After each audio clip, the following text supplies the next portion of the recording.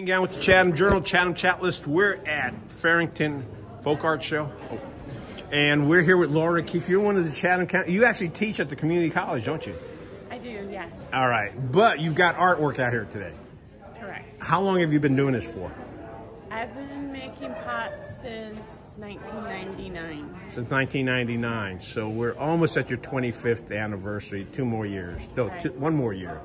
All right. How did you start to do pottery?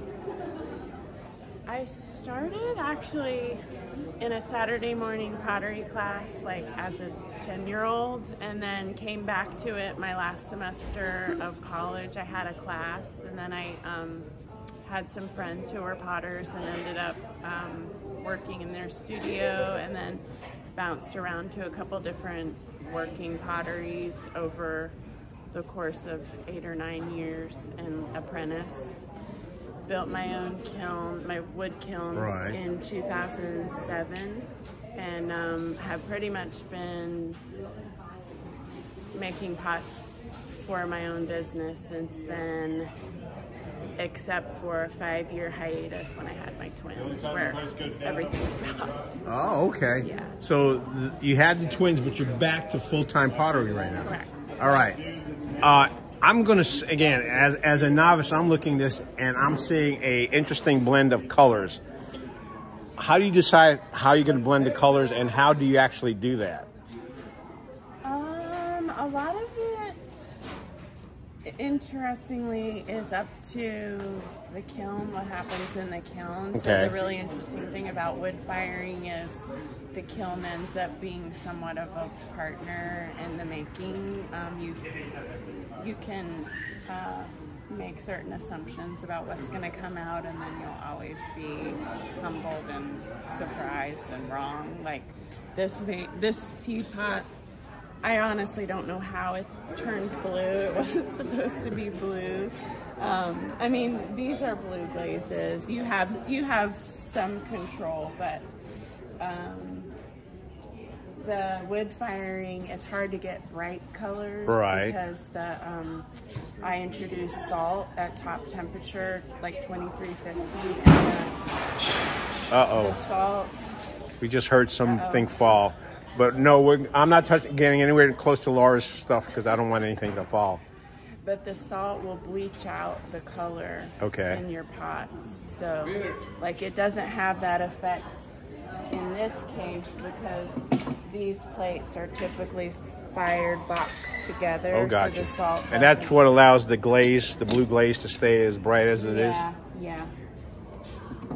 But, I don't know. I try to do, like, a lot of surface treatment and decorating. There's, you know, your traditional salt glaze pottery tends to be very, it's very beautiful in its own way. It can be a little bland, and I find that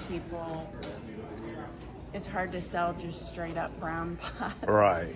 And I enjoy the decorating, so I do like the slip trailing, which is a little hard to see here. Now, when do you, is this is raised or is this etched? It is, yeah. It's just, it's basically like clay and water, and you put it in a hair applicator bottle. Okay. You probably aren't familiar with it. No, because my wife would kill me if I used her hair applicator. But yeah, you just squeeze it out of the bottle, so you don't have a lot of control, but it's a good amount. So do you put that on before you put it in the kiln or afterwards? Yeah, this goes on before the pot is even bone dry. Okay. Like when it's what we call leather hard. And then I use wax also for design surface treatment. Like I'll paint wax a design and then do a glaze over it, and the glaze will pull away from the wax and resist the wax and leave this part here. So you have a concept, you go ahead and create it, and you have control over certain things. It looks like you have a lot of control over something like that, but these over here kind of depends a lot on where they're at in the kiln. Like these are both glazed with the same glaze. Really?